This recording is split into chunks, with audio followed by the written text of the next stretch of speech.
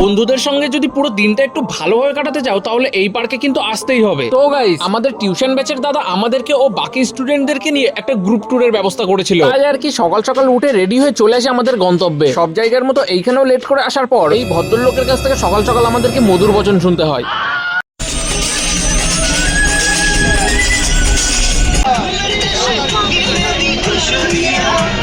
তারপর বন্ধুদের সাথে মজা করতে করতে চলে আসি সায়েন্স পার্কে। ঢুকেই কিছুটা আসার পর দেখতে পেয়েছিলাম এইরকম একটা বড় পুকুর, যেখানে তোমরা বোটিং এর সুবিধাও কিন্তু পেয়ে যাবে। গুড বাই, বিদায় জানাই।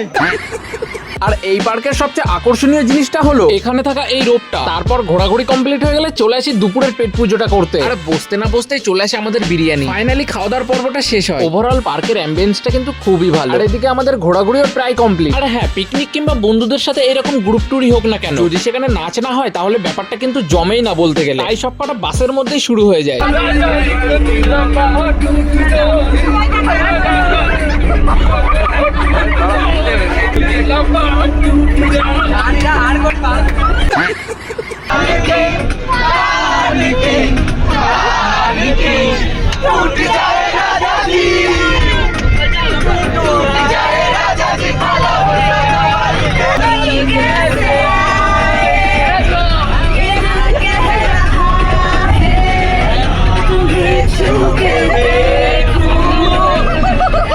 আর এই বছরে কে কে তোমরা এরকম গ্রুপ ট্যুর করলে সেটা কিন্তু অবশ্যই আমাকে কমেন্ট করে জানিও। বাই দ্য ওয়ে, আজকের ভ্লগটা কেমন লাগলো? ভালো লাগলে কিন্তু একটা করে লাইক করে যেও।